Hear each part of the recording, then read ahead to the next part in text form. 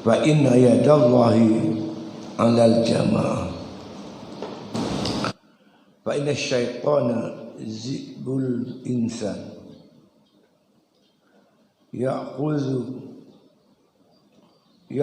syazata wan najiyata wal qasiyah. Lazimkan olehmu dengan jamaah, maka bahwasanya tangan Allah itu atas jamaah. Bahwasanya syaitan harimau manusia menerkam ia akan yang jauh dan yang asing dan yang tunggal. Dan lagi sabda Nabi sallallahu alaihi wasallam, inna syaitana ma'al fazzi wa huwa minal isnain aba'uda.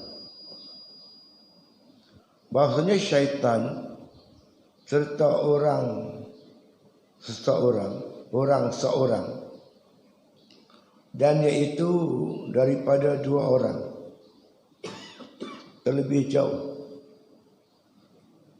Itu ya, insyaallah. Ini berkaitan dengan uzlah. Jadi Imam Ghazali dah sebut tentang hukum-hukum uzlah. Hukum uzlah ni ada dua.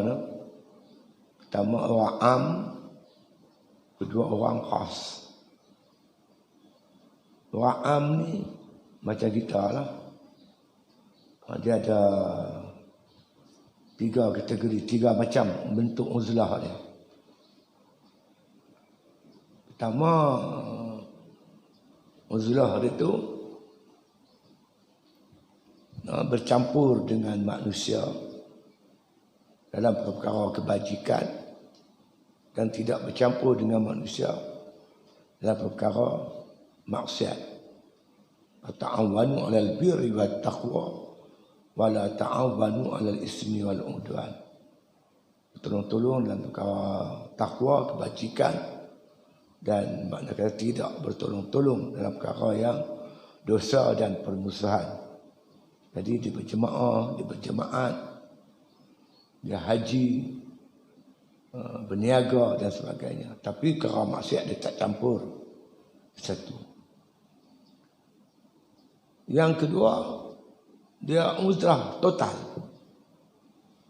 Dia lari terus masuk hutan, mengasingkan dirinya.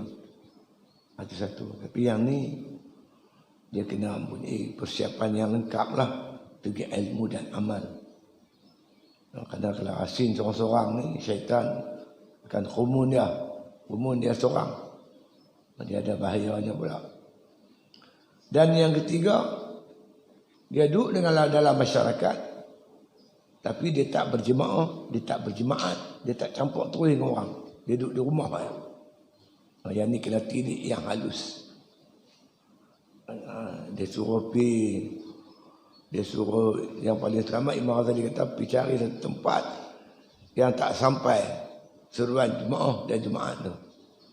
Kalau dia memilih jalan yang ketiga, yang ni kena tilik yang halus. Golongan yang kedua iaitu orang yang diperlukan ilmu dia, berhajat kepada kepimpinan dia. Orang ni dia tak boleh uzlah langsung daripada manusia. Dia kena bergaul dengan manusia. Habis bila uzlahnya? Dia uzlah di malam hari dengan Tuhan dia. Dia bercampur di siang hari dan malam harinya dia dengan Allah Subhanahu wa taala. Ruhbanun fil lail wa fursanun fil nahar. Dia jadi rahib di waktu malam, di waktu siangnya laksana singa-singa yang bertempur menentang musuh-musuh dia. Jadi setelah habis bab hukum uzlah ni, Imam Ghazali nak bagi kita lebih faham tentang uzlah ni, dia bawa datang beberapa soalan. Ya. Beberapa soalan. Ayat ni memang cara Imam Ghazali lah. Ya. Jelas dia. Mana-mana tajuk pun. Setelah dibentang hukum dan sebagainya, dia akan datang masalah-masalah, soalan-soalan. Soalan-soalan ni untuk memahamkan lagi kita berkaitan dengan perbicaraan tu. Di mana yang disabda oleh Nabi. Nabi kata, apa nama, al-ilmu khazainun wa mafatihu has-su'al. Ilmu itu khazanah, perbendaharaan. Anak kuncinya bertanya. Dengan bertanya tu terhurai segala-gala masalah dan persoalan berkaitan hukum itu. Soalan dia, maka jika engkau kata, ditakdirkan engkau tanya pada Al-Ghazali, tiadakah Nabi SAW bersabda, apa nak kata Nabi? Alaikum bil jamaah, atas kamu berjamaah, hendaklah kamu berjamaah. Maksudnya macam tu. Nabi suruh kita berjamaah, yang Imam Ghazali suruh kita pergi uzlah. Macam ada satu kontradik, macam ada satu bertentangan antara hadis dengan apa yang Imam Ghazali suruh tu. Fa inna yadullahi 'alal jamaah. Sesungguhnya yadullah ni tangan Allah. Maksud tangan Allah ni pertolongan Allah. Tangan di sini ditakwilkan sebagai pertolongan Allah. Fa inna yadallah, bukan yadallah. Pasal dia masuk isim, apa dia masuk inna, isim inna sana. Bila masuk inna, dia kena baca dengan yadallah. Dia kena fathah, nasab. Fa inna yadallahi 'alal jamaah. Sesungguhnya yadallah, tangan Allah itu di atas jamaah. Pertolongan Allah itu turun kepada jamaah.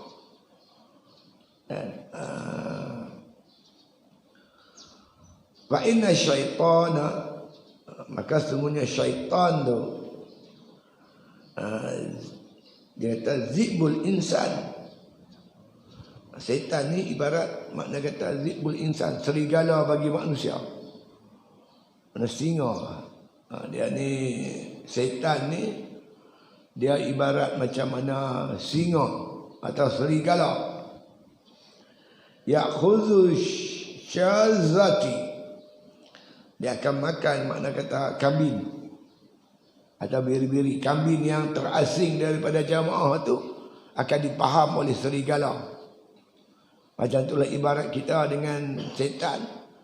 Kalau kita seorang-seorang, setan payah lagi nak kutu kita. Tapi kalau kita terasing, dia senang faham. Macam saya buat contoh, kalau kita tidur dalam masjid, satu masjid, kita tidur ramai-ramai, 200-300 orang. Nyamuk dia nak makan pun dia kena beda lah. Kalau nyamuk tu ada 1000 ekor, 10 ekor makan seorang. Tapi kalau tidur seorang-seorang dalam masjid, 1000 nyamuk dia gigit kita seorang, teruklah kita. Jadi nak makna kata hadis ni suruh kita berjamaah. Kerana dengan berjamaah tu kita kuat.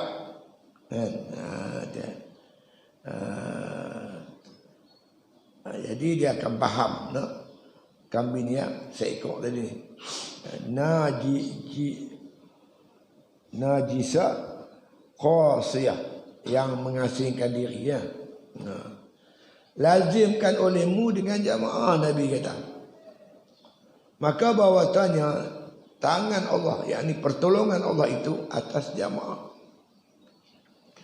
Bahawasanya syaitan itu harimau manusia, menerkam ia akan yang jauh, yang asing dan yang tunggal. Jadi syaitan ni dia akan faham mereka yang mengasingkan diri, yang duduk seorang-seorang, yang asingkan diri daripada jamaah. Jadi seolah-olah hadis ni bertentangan dengan saranan Imam Ghazali. Imam Ghazali suruh uzlah. Nabi suruh. Makna kata bercampur. Jadi macam mana? Yang timbul sekarang kan. Allah suruh pergi sembahyang Jumaat. Yang kerajaan ni suruh sembahyang di rumah. Jadi macam satu bentuk introdik macam bertentangan. Kalau baca satu ayat memang macam tu lah. Tapi kalau ikut kaedah, dia panggil kaedah maqasid syariah. Maqasid ni hikmah hukum Islam ni diturunkan, syariat diturun untuk apa? Pertama, jaga nyawa. Pertama, jaga agama. Yang kedua, jaga agama. Kemudian jaga agama, lepas tu jaga nyawa. Bila nyawa terancam, maka hukum tu dia panggil, makna kata hukum tu dia ada jadi berubah. Hukum tu jadi berubah. Jadi orang banyak orang telefon, macam mana ni Ustaz, ni sembahyang jemaah, sembahyang apa jemaat. Kalau 3 kali tak pergi jemaat jadi munafik. Dia kata. Ya lah. Dia masalah dia ikut kajian saintifik. Kuman ni virus ni, dia boleh transfer, berpindah pada satu orang dalam jarak 1 meter. Jadi kalau kita pergi jemaat, bukan 1 meter, rapat sungguh. Kedudukan ni terlampau rapat. Jadi kita pun tak tahu. Jadi orang kata tu pakai alat tu. Alat tu suhu kepanasan dia tembak panas.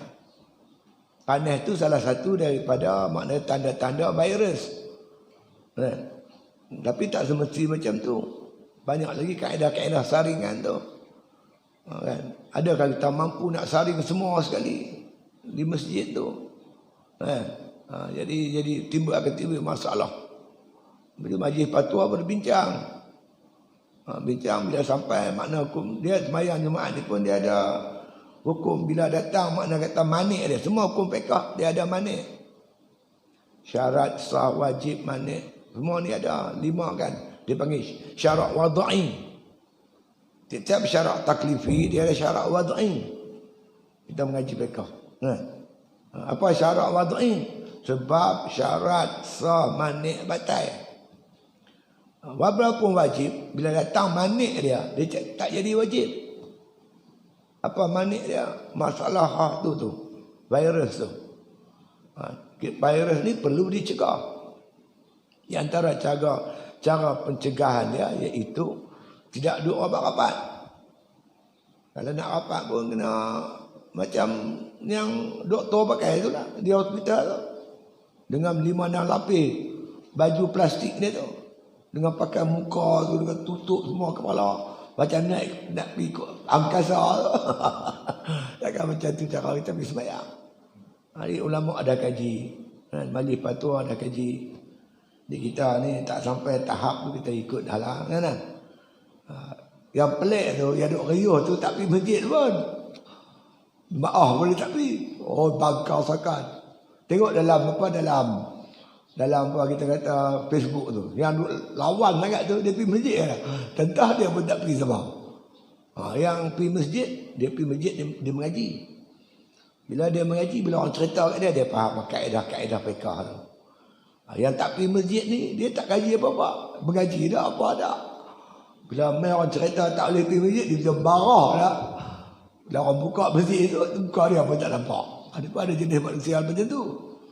Jadi kita patuhlah. Ati'ullah, ati'ur Rasul wa ulil amri minkum. Taat kamu akan Allah, taat kamu pada Rasul dan ulil amri, pemerintah di kalangan kamu. Dia jaga maslahah. Jaga maslahah.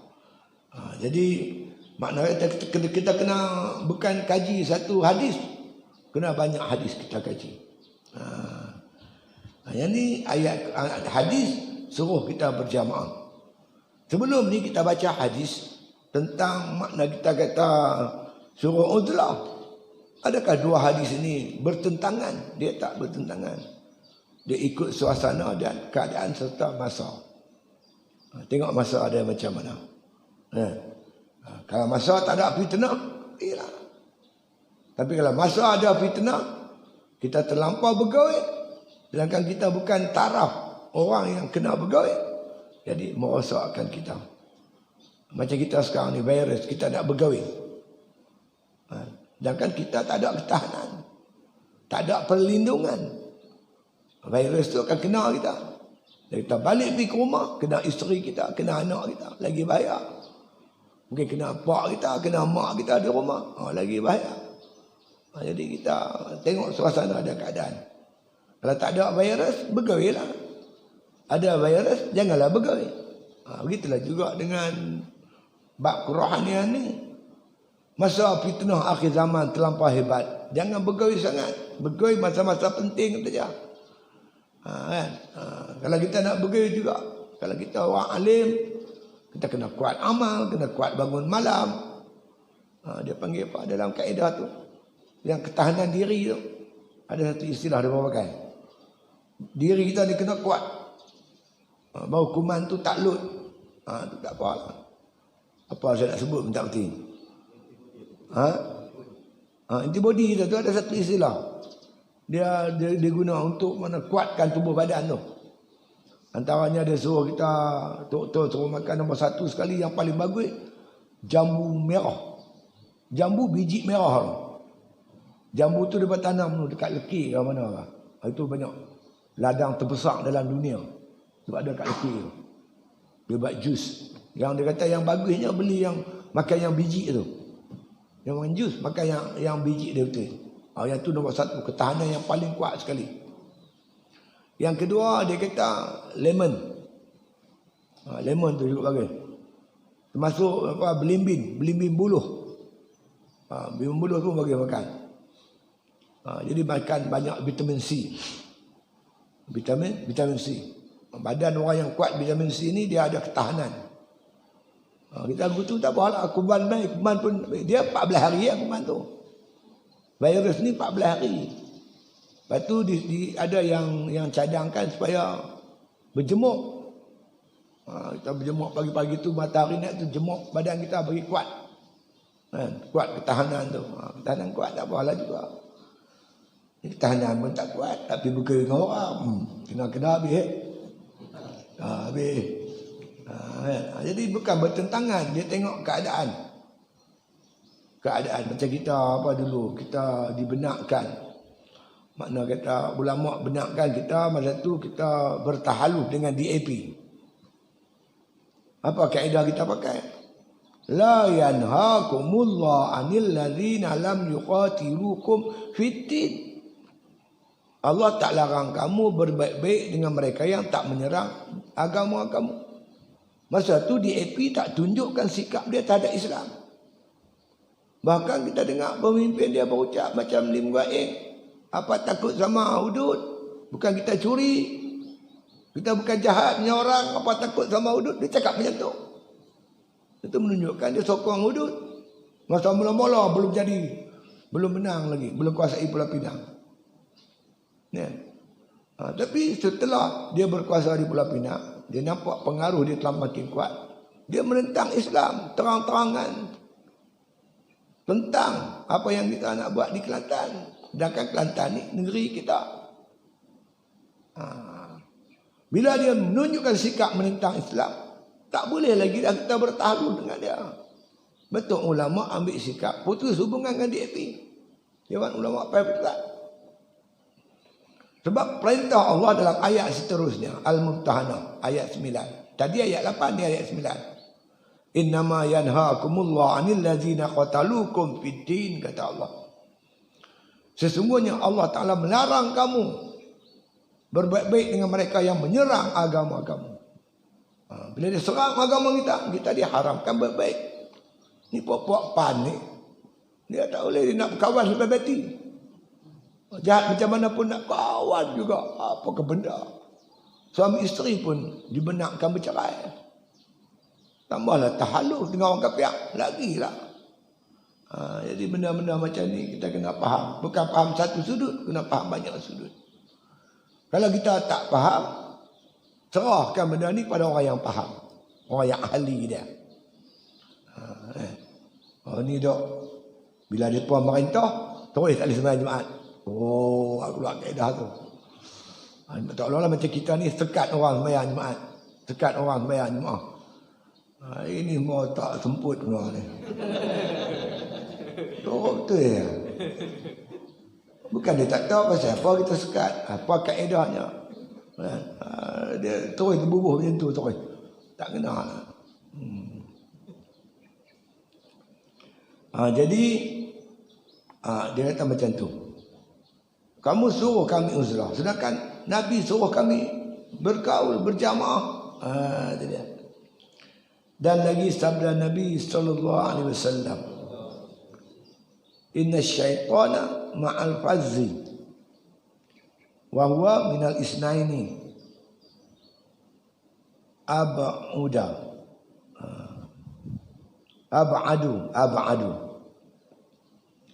Inna syaitana, semuanya syaitan tu ma'al fazzi, beserta seorang. Ya. Wa huwa minal isnain, dan serta dua orang ab'adu, terlebih jauh. Jadi makna kata seorang, makna kata kita dibanding dengan dua orang ni setan lagi jauh. Mana lagi ramai, setan lagi jauh daripada kita. Jadi ada dua ayat Quran ni, ada dua ayat Quran, ada dua hadis ni menunjukkan bahawasanya Nabi suruh kita berjamaah. Bertentangan pula dengan saranan Imam Ghazali pada zahirnya lah, bahawa syaitan serta orang seorang, dia kata, dan iaitu dia kata daripada dua orang terlebih jauh. Dibandingkan dengan dua orang, syaitan tu lebih jauh daripada seorang. Ya. Dan ketahui, ni Imam Ghazali tak jawab ni. Dan ketahui olehmu bahawasanya segala akhbar datang pula sabda Nabi. Oh, bukan lagi. Mai lagi satu hadis. Ada lagi satu hadis. Apa dia? Ilzam baitaka wa alaika bil khassah wada' anka amral ammah. Engkau jangan tengok hadis tu saja. Imam tadi kata, hang tengok hadis ni pula. Nabi kata ilzam baitaka, lazimkan kamu di rumahmu. Wa alaika bil khassah, hendaklah kamu dalam urusan khas, urusan tertentu dirimu. Bada angka, dan tinggalkan daripada engkau amral ammah, urusan orang ramai. Ni hadis ni macam mana pula? Tadi hadis Nabi suruh bercampur. Ini hadis Nabi suruh duduk di rumah. Ilzam baitaka, lazimkan kamu duduk di rumah. Ya. Ilzam baitaka wa alaika bil khassah, atas kamu urusan-urusan yang khas. Pada angka, dan tinggal oleh kamu amral ammah, urusan orang ramai. Itu yang kita bincang ni pasal rohani. Nak kuatkan rohani kita, kita kena asing daripada manusia. Yang kerjaan buat ni nak bagi kuat badan kita, nak jaga kesihatan kita. Ya. Maka bila kita nak jaga kesihatan kita, ilzam baitaka tu yang suruh duduk di rumah tu. Stay at home, duduk di rumah. Jangan berjalan pergi sana pergi sini. Musim macam mana? Musim macam ni lah. Begitu juga apabila musim tu fitnah dah melampau, banyakkan di rumah. Macam juga body kita ni, badan kita bila nak duduk di rumah, rumah kena bersih. Kalau rumah pun berserabut, kan? Benda rumah kita kotor, rumah kita banyak kuman, di luar banyak kuman, banyak virus. Balik ke rumah, virus ada, mampu kita. Lagi tahu lah. Gitu juga bab rohani. Bila nak duduk di rumah, rumah kena bersih. Jangan ada maksiat. Ini rumah lah, pagar wayar dah besar kami. Dia punya TV sedepah. Dia lari daripada kelab malam. Daripada apa-apa benda gunggang. Dia balik rumah dia ada gram. Dung dang. Jadi tak ada makna. Tu rumah tu kena kita jadikan dia sebagai benteng pertahanan kerohanian kita. Benar-benar kita jadikan rumah kita sebagai benteng kesihatan kita. Jadi makna apa yang berlaku hari ini, makna kata mengajak kita tentang uzlah. Uzlah diri, uzlah rohani kita. Dia. Jadi yang nak buat mana pula hadis ni? Nabi suruh duduk di rumah, Nabi suruh jangan bergaul sangat, bagi tumpukan urusan diri, kan? Canggahkah hadis ni? Lazimkan olehmu akan rumahmu dan lazimkan dengan pekerjaan tertentu, pekerjaan khasah. Apa pekerjaan tertentu? Urusan diri kita, kan? Banyakkan ibadat, banyakkan baca Quran, banyakkan zikir, supaya kita jadi kuat, mampu berhadapan dengan kita kata fitnah zaman. Begitulah bab tubuh badan kita ni, duduk rumah bina tubuh badan kita bagi kuat. Kita makan makanan-makanan yang berzat, yang ada vitamin C, kan? Dia hantar mek dia satu gambar dia gelak tu ko. Dia tu gemuk. Pada gemuk kami. Dia makan tidur. Lepas makan tidur. Dia pakai seluar sebab tak buat dah. Sebab pada tu dia kuat. Makan tidur. Dia tak tahu nak buat apa. Dia tak tahu nak buat apa. Bagi orang ahli sufi, yang ni yang syok ni. Lamanya dia sibuk urusan masyarakat. Mengajak sana, mengajak sini, ceramah sana, ceramah sini. Syarat sana, syarat sini. Urusan ummah. Jadi Allah bagi dia rehat. Kuatkan kerohanian. Macam bateri lah, macam handphone. Guna aja, bateri habis. Dia kena charge bateri tu, kena charge. Kena kita charge dia. Bagi bateri tu penuh, baru boleh kita guna pula. Ni kena charge bateri lah ni. Sebab tu kadang-kadang ulama-ulama ni, pejuang-pejuang ni, dia ambil masa. Ada duit sikit dia pergi umrah. Duduk sana orang 2 minggu. Lepas tu balik. Nak uzlah di sini tak boleh. Orang cari dia. Dia pergi uzlah di mana? Di Mekah, di Madinah. Ya, untuk kuatkan kerohanian dia. Kita ni Tuhan bagi uzlah Azad. Duduk sekejap. Cari kekuatan. Lepas ni banyak lagi perjuangan ni. Perjuangan ni lagi besar lepas ni. Kenapa? Nak menghadapi PRU ke-15. Depan dengan masyarakat. Itu dia. Jadi Allah bagi. Ini ada hikmah dia. Ada hikmah. Apa tuan-tuan buat, Allah Ta'ala buat, semua ada hikmah. Kita tak merasai nikmat Allah Ta'ala melainkan apabila diuji. Kita sihat. Berapa lama kita sihat? Kita sihat. Berapa lama kita sihat? Ada orang tak nampak kesihatan tu satu nikmat. Allah bagi dia sakit. Bila dia sakit baru dia tahu nikmat sihat tu apa. Nikmat bebas bergaul. Boleh bergerak sana, bergerak sini. Itu satu nikmat daripada Allah Ta'ala. Bila terkurung, baru nampak nikmat bergerak tu. Nikmat boleh bergerak tu. Baru kita nampak. Kan akan nikmat tu, nikmat Allah SWT. Jadi bagi pejuang-pejuang Islam, dia akan ambil masa ni lah untuk mendekatkan diri dengan Allah Ta'ala. Dengan berbagai-bagai ibadat. Bertaqarrub ila Allah. Mendekatkan diri dengan Allah Subhanahu wa Ta'ala. Itu dia. Jadi ada hikmah dia. Cukup banyak hikmah dia. daripada kejadian-kejadian ni. Jangan sombong.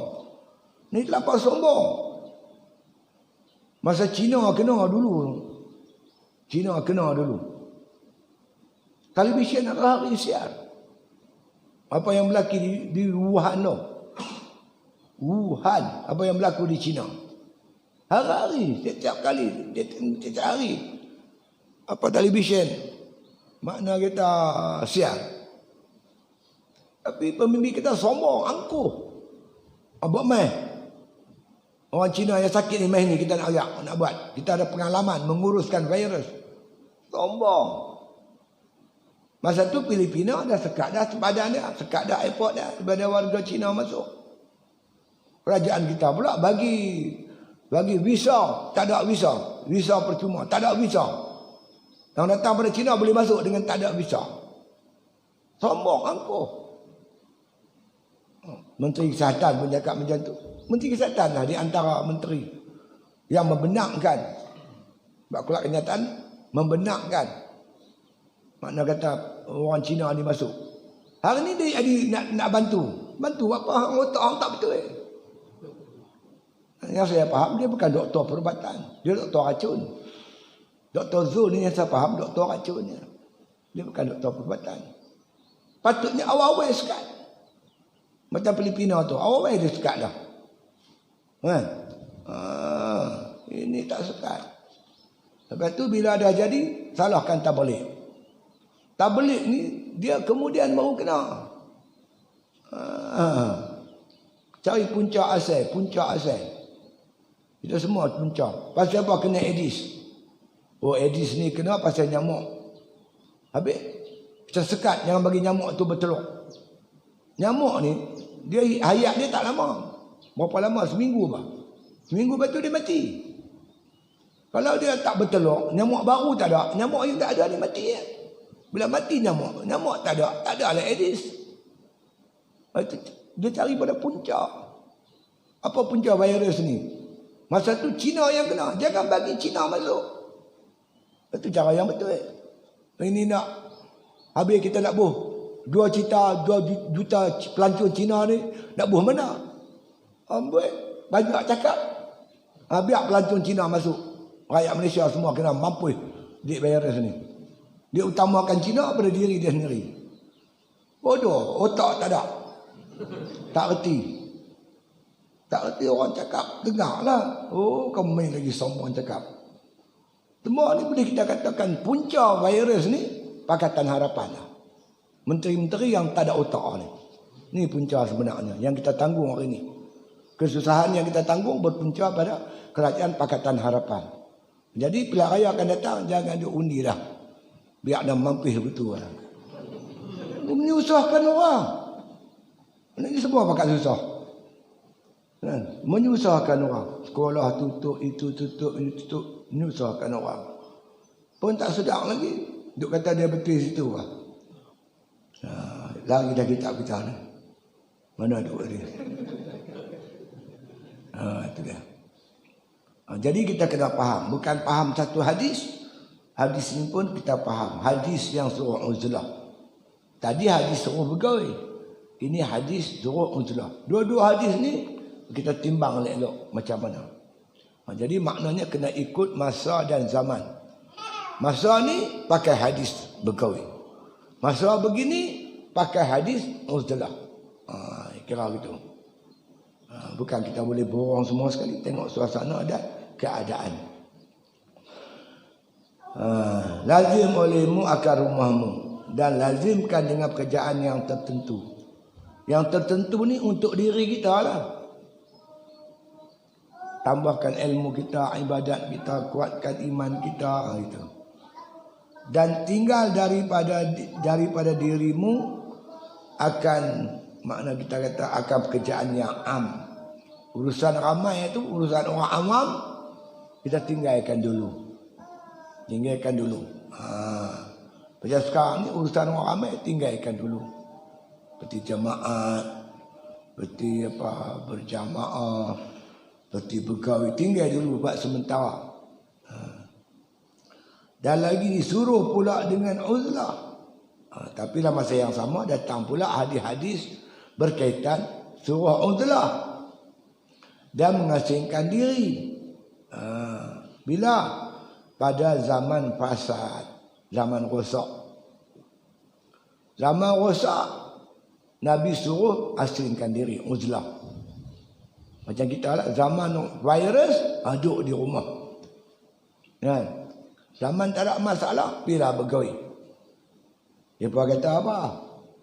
Dia kata semalam ni Perdana Menteri berucap setengah jam pasal duit. Semua pakat faham. Cepat sungguh faham dia. Bila Perdana Menteri suruh duduk di rumah, lambat faham. Tak faham. Kena polis pula pegang. Oh, tuan-tuan balik duduk di rumah. Kena bagi faham macam tu. Yang jadi masalah, kita tengok dalam tu, ramai mereka tak faham. Rupanya mereka tak tahu bahasa Melayu. Terutama Cina-Cina Pulau Pinang. Tak erti bahasa Melayu. Itulah akibat daripada ni sekolah jenis kebangsaan ni. Sekolah Cina ni tak ajak. Ajak adalah bahasa Melayu ni bahasa samping sikitnya. Yang banyak diguna semua bahasa Cina. Sampai ada yang keluar di sekolah-sekolah jenis rendah jenis kebangsaan Cina ni yang tak erti bahasa Melayu. Itu satu. Yang kedua, kita bimbang kemasukan makna beramai-ramai warga negara Cina ke Malaysia dengan tak balik. Dia masuk tak keluar. Masuk tak ada visa. Boleh masuk bila masuk. Masuk-masuk tak keluar. Yang bagi tahu kita immigration. Immigration bagi tahu 5% saja yang keluar. Yang tak keluar banyak. Kalau masuk 100,000, 95,000 tak keluar. Yang tak keluar ni mana tahu bahasa. Ni bahaya. Nasib baik negara kita cepat kali. Pemerintahan cepat kali. InsyaAllah lah Kementerian Dalam Negeri dia akan ambil tindakan lah. Buat immigration akan ambil tindakan semua lah. Tapi nasib baiklah cepat. Kuasa negara ni bertukar tangan. Kalau terus ada kat buat tu, kita tak tahu apa nak jadi Malaysia ni. Penuh lendat dengan pendatang-pendatang daripada negeri Cina. Yang kita tak kenal dia. Dia menyorok tak mana kita pun tak tahu. Mana dia menyorok. Tapi tak apalah, lepas ni immigration akan cari kita. Tu ada orang kata di samping buat sekatan jalan raya, tengok muka-muka mana yang pendatang-pendatang ni tanpa izin tu, yang datang tak balik tu. Ramai kan sikit. Itu dia. Jadi kata musannif rahimahullah taala, jadi kita kena tengok juga hadis-hadis yang disebut oleh Nabi, yang Nabi suruh duduk di rumah, Nabi suruh tinggalkan urusan umum, Nabi suruh tumpukan urusan diri sendiri. Itu dia. Ya, hadis ini kita kena perhati. Dan tinggal di peramu akan pekerjaan yang am. Dan lagi suruh pula dengan uzlah. Ada pula ada hadis suruh kita uzlah, ada hadis suruh kita bergaul.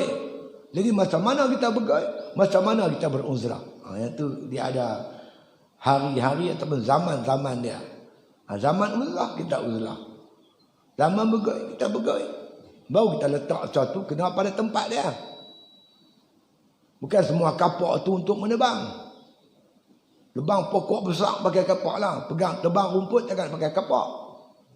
Ambil kapak pergi tebang rumput. Orang tanya pergi mana yuk? Tebang rumput. Tebang rumput pakai kapak. Dia tak betul.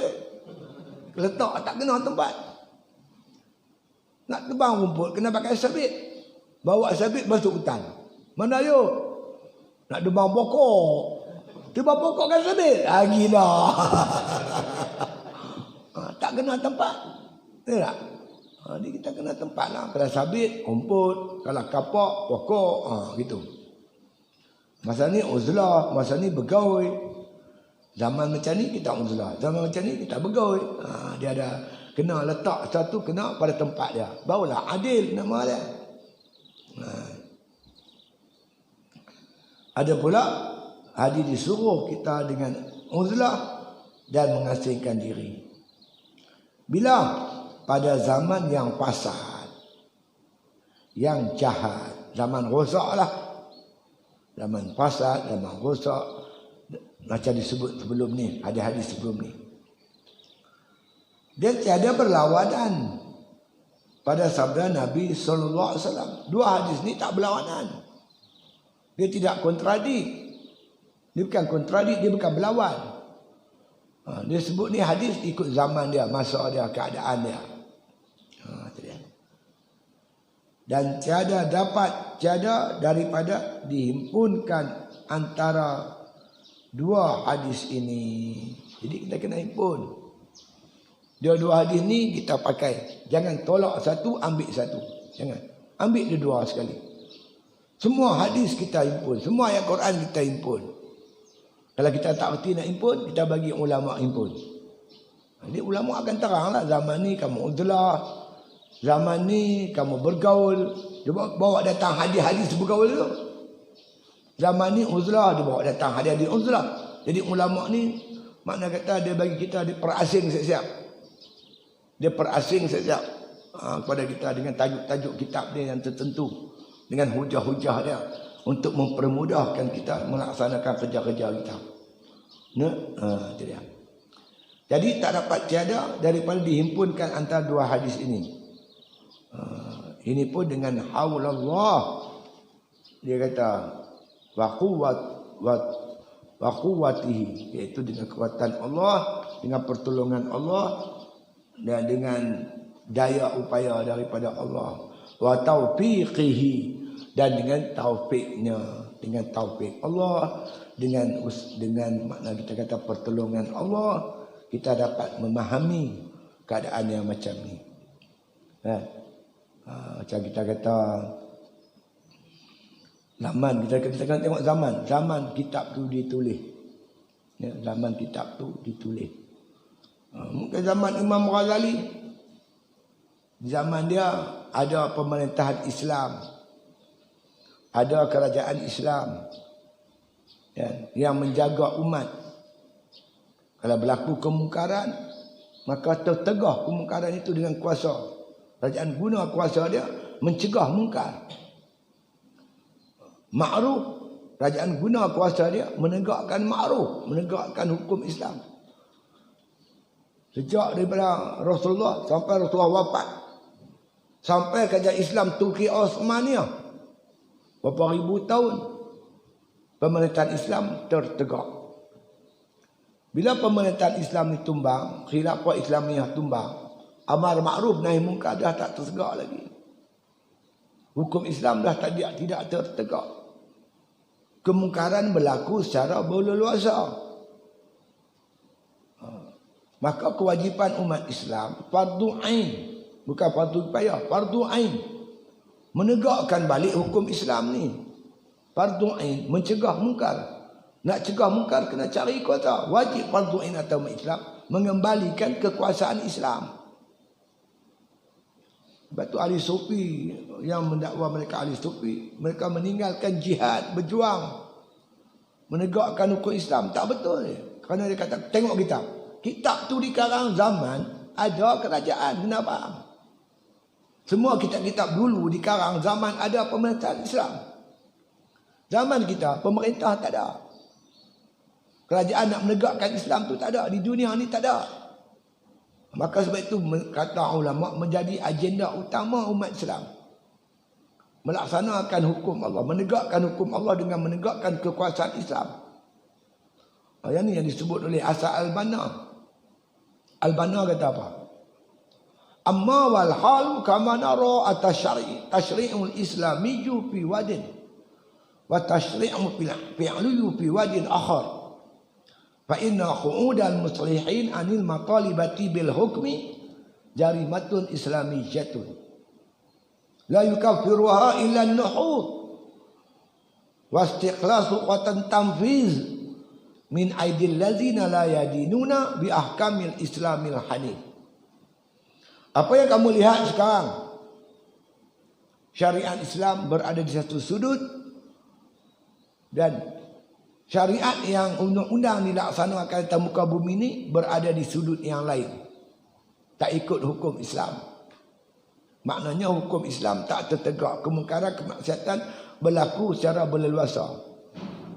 Mereka yang duduk, fa'inna qu'ud, orang yang duduk, tak buat apa-apa. Bila tengok suasana ni begitu, dia tak buat apa-apa.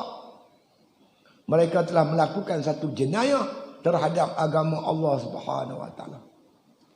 Jarimatun islamiyatun, melakukan jenayah terhadap agama Allah Ta'ala. Jenayah ini, dosa ini takkan terangkat, melainkan illa nuhud, melainkan dia bangkit, berjuang, meruntuhkan kekuasaan daripada tangan-tangan yang tidak berhukum dengan hukum Islam yang suci murni itu. Runtuhkan kerajaan yang tak laksanakan hukum Islam, tegakkan di atasnya kerajaan yang melaksanakan Islam. Jadi ini kita tengok suasana dan keadaan. Negara kita negara demokrasi. Dimenangkan berjuang cara demokrasi. Muwajahah silmiah. Ikut teori demokrasi, kalau rakyat tu nak Islam, kerajaan akan tertegak Islam. Dia kerja kita, iaitu berdakwah, berjuang dengan cara yang sempurna, dengan cara hikmah. InsyaAllah majoriti rakyat nanti bila faham Islam, nak Islam, akan tertegak kedaulatan Islam. Kita memilih muwajahah silmiah. Jadi peluang kita, makna kita kata berada di dalam kabinet, kita akan guna semaksimum mungkin untuk menunjuk kecantikan Islam tu, keindahan Islam tu.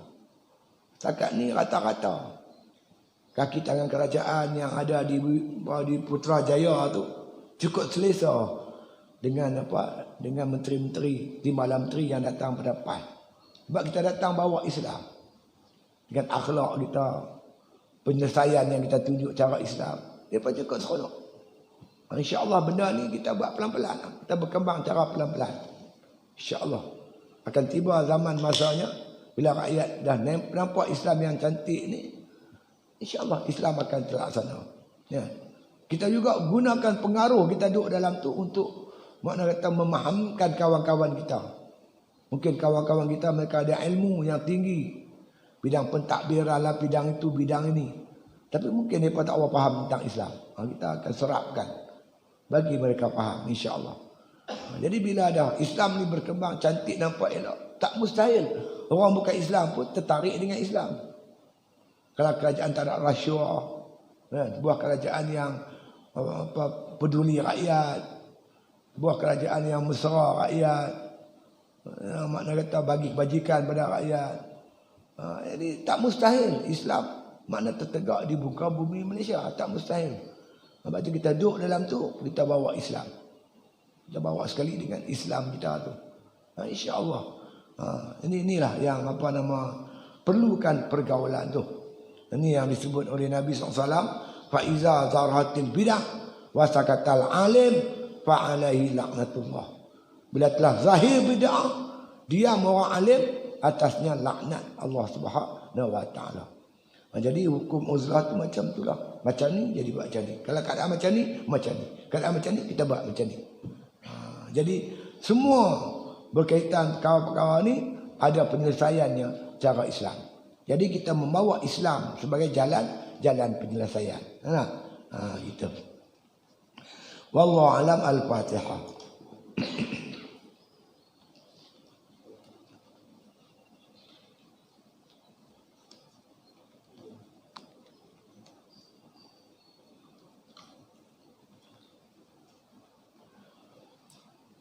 Bismillahirrahmanirrahim. Alhamdulillahirrahmanirrahim. Wassalatu wassalamu ala asyrafil anbiya wal mursalin wa ala alihi wa sahbihi ajma'in. Allahumma rzuqna hubbak wa hubba man ahabbak wa hubba ma yuqarribuna ila hubbik waj'al hubbaka ahabba ilayya minal ma'il barid. Allahumma kshif 'anna al-bala wal waba wal ghala ma la yakifuhu 'ayruk. Bismillahirrahmanirrahim. Bismillahirrahmanirrahim. Bismillahirrahmanirrahim. Bismillahirrahmanirrahim. La yanzuru ma'an min syai'in fil ardi wa fis sama' wa huwa as-sami'ul 'alim. Allahumma inna na'udzubika minal barasi wal jununi wa min syai'il asqam. Sallallahu alaihi sayyidina Muhammad wa alihi wasallam. Walhamdulillah bil alamin. Takbir.